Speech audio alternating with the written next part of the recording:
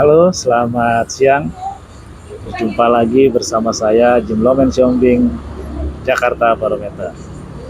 Eh, Siang hari ini di podcast yang sekian kali, saya coba mau menceritakan hasil obrolan ringan di warung kopi kemarin malam bersama beberapa teman-teman yang memang cukup intens masuk dalam tim pemenangan calon gubernur DKJ 2024. Beberapa hari lalu sudah ada penetapan, kemudian pengundian nomor urut terhadap ketiga paslon yang akan maju di Pilgub DKJ Jakarta. Nomor satu itu pasangan Bang Ridwan Kamil Suswono. Terus kemudian nomor 2 itu pasangan Dharma Kun, calon independen. Lalu yang nomor 3 pasangan Eyang Pram dan Bang Dul Karno. Nah, obrolan itu jadi menarik karena ya tentulah para tim sukses kedua calon, karena kebetulan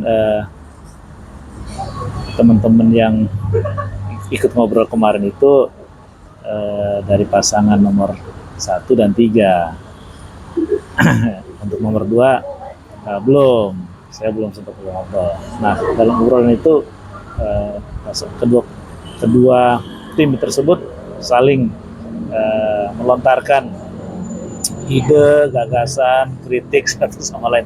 Tapi karena memang kita bergaulnya sudah lama ya, dari tahun 98 lah, ya waktu kita masih jadi mahasiswa, masih terjun di dunia gerakan mahasiswa tahun 98. Jadi obrolannya cair, tidak harus tegang, ya kadang-kadang nyelekit kalau kedua paslon saling melontarkan kritik yang memang kritiknya tepat gitu.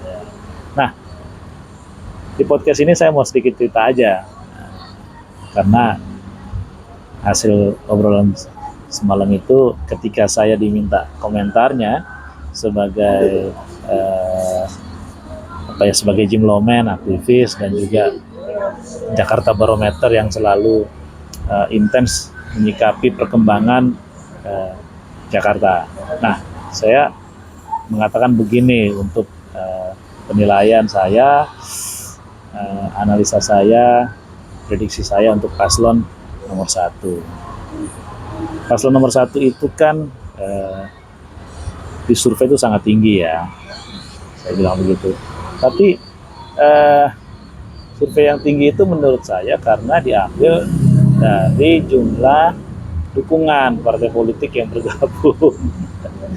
Dan kemudian kalau dijumlahkan ya wajar suaranya besar gitu kan. Tinggi, paling tinggi bahkan di atas 45 sampai 50%. Terus kemudian partai-partai tersebut juga erat kaitan dengan sirkulasi elit politik di tingkat nasional yang terpecah pada saat Pilpres, lalu bergabung kembali membangun kerjasama dimulai dari tahap yang paling rendah, yaitu saling meyakinkan satu sama lain. Nah, paling mudah dilihat ya ketika pasangan nomor urut 1 itu didukung oleh partai-partai yang tadinya berbeda di Pilpres lalu bergabung. Nah, itu sebagai bukti kepada masyarakat luas, ya tidak hanya Jakarta, bahwa Kim Plus itu solid setelah Pilpres. Jadi ada beberapa partai yang berbeda kemudian bergabung, mendeklarasikan Kim Plus, dan di Jakarta mendukung calon itu. Jadi sah-sah saja kalau surveinya diambil dari jumlah suaranya yang ada di Kim Plus dan tinggi. Sorry nih, agak gatal. Nah, itu diamini oleh kedua pihak. Namun begini, saya mengatakan kepada teman-teman yang ada di Kim Plus, soal paslon ini soal figur, saya bilang. Kalau memang di drop dari pusat dengan waktu yang ya katakan cukup pendek ya, itu harus segera disolidkan di bawahnya. Kenapa? Karena partai-partai di Kim Plus itu kan juga punya kader ya yang mumpuni untuk untuk diajak bertarung di DKI. Contoh partai Gerindra itu kan dulu punya wakil gubernur, terus kemudian coba dilempar ke Tangsel terus mundur. Ya saya nggak tahu soal itu ya, tapi artinya mereka punya kader. Kemudian Golkar juga punya kader, ketua DPD-nya lumayan baik lah, dan perolehan suara Golkar juga nambah. Terus beberapa waktu belakangan juga sempat terdengar kabar bahwa ketua umum PAN juga mengatakan punya kader, bahkan putrinya sendiri.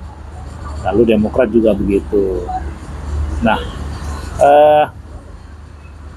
tanpa diduga-duga tiba-tiba hasil yang kita dapatkan, Golkar mendapatkan jatah dengan mendorong Ridwan Kamil yang tadinya berkiprah di Jawa Barat dan akhirnya dapat membuktikan dirinya dengan slogan masuk Jakarta atau kembali ke Jakarta, akhirnya terwujud gitu ya. Nah, lalu pasangannya adalah Suswono. Nah, ini yang saya agak bingung ya, kenapa PKS mendorong Suswono? Kalau menurut saya sebagai warga Jakarta ya, kalau dilihat dari kader PKS yang berkiprah di Jakarta yang saya sangat biasa dengar itu ya si Mardhani Alisera. Saya nggak kenal Suswono ini siapa. Jadi ya semoga lah partai yang ada di pasangan nomor 1 itu benar-benar solid gitu, tidak saling kecewa karena sia yang dapat segala macam. Ya kita buktikan, artinya angka survei yang dimunculkan itu belum menunjukkan secara bulat perolehan suaranya. Karena itu tadi ya partai-partai ini akhirnya mengusung ini kan karena kesepakatan elit saja. Itu nomor 1. Lalu yang nomor 3 ini Eyang Pram dan Bang Dul gitu. Hampir sama lah. Kalau saya mengatakan begini, saya kenal Eyang Pramono ini adalah mantan anggota DPR RI yang tidak pernah maju di DKI Jakarta. Kemudian sudah masuk dalam ranah politisi nasional. 10 tahun 2 periode menemani Pak Jokowi menjadi Seskap gitu ya.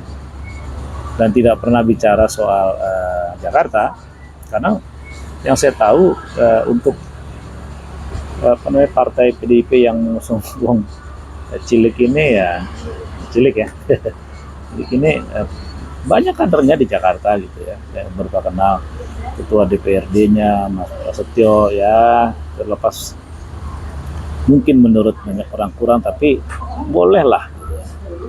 Masa 2 kali jadi ketua DPRD DKI nggak punya kapasitas gitu. Lah terus lagi-lagi tidak diusung gitu kan, malah yang diusung orang luar. Ini kan saya nggak tahu apakah ini sudah dihitung cukup panjang kan ya, karena beberapa waktu lalu juga begitu kan. Waktu zaman reformasi PDIP itu menang di Jakarta, tapi yang diusung lagi-lagi orang lain, orang luar partai gitu kan. Waktu itu pemilihannya masih di DPRD. Lalu yang kedua juga begitu, tidak mengusung kadernya, tapi mengusung kader dari luar gitu kan, untuk berhadapan dengan PKS calon.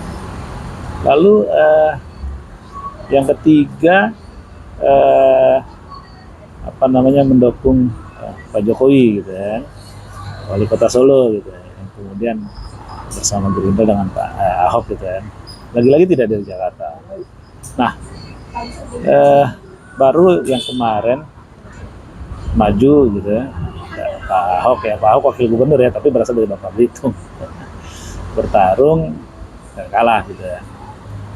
Artinya Ahok dan siapa itu wakilnya itu ya memang bukan asli dari berkiprah di Jakarta, sangat waktunya tidak terlalu banyak lah. Mas Jarod maksud saya. Lalu kalah dengan Anies dan Sandi gitu. Yang orang tahu Anies dan Sandi yang memang sudah lama tinggal di Jakarta gitu kan. Nah, lalu sekarang ini sepertinya mengulang kembali nih, makanya naga-naganya saya khawatir tumbang juga nih, karena yang Pram itu dari Jawa Timur dan kemudian Bang Dul itu dari dari Banten lah, pernah berkiprah di politik dari di Banten. Dia nggak pernah jadi anggota DPR DKI, tidak pernah jadi anggota DPR RI dari DKI. Ya memang pernah jadi artis, mengangkat isu, mengangkat kehidupan entitas suku yang, ya saya suka filmnya. Tapi kalau dilihat dari sejarah itu, sepertinya ya kedua paslon 1 dan 3 ini harus benar-benar kerja keras untuk membuktikan bahwa pilihan partainya tepat dan dapat diterima oleh warga Jakarta. Warga Jakarta itu menurut saya sensitif. Gitu ya. Dia tidak suka pemimpin yang selalu memunculkan konflik gitu, dengan kalimat-kalimat kasar gitu. Ya, terus kemudian hanya suka janji-janji saja gitu kan, hanya manis tapi sangat simpel menilainya. Nah, dalam situasi semacam itu saya mengatakan seperti itu malam kemarin lalu itu. Lalu kedua teman saya dulu terdiam dan akhirnya saya bilang sama mereka, ya ini masih ada waktu, coba kedua paslon ini membenahi lah dirinya masing-masing gitu, jangan terpaku dengan survei itu gitu. Nah, kalau berangkat dari survei, menurut saya yang perlu dicatat itu adalah pasangan independen. Pasangan independen ini kan nggak punya mesin partai ya, dia cuma mendorong dirinya sendiri, yaitu Pak Dharma dan Mas Kun gitu. Di survei itu angkanya 3%. Menurut saya mengatakan 3% itu angka yang solid, bukan angka yang tidak solid gitu loh. Artinya itu akan kerja lebih keras untuk bisa memperoleh suara yang cukup baik gitu loh. Nah, dari malam hari itu lalu ya saya mengatakan sama mereka bahwa Pilgub DKI Jakarta itu penuh dengan kejutan. Jangan lupa dengan pilgub selanjutnya.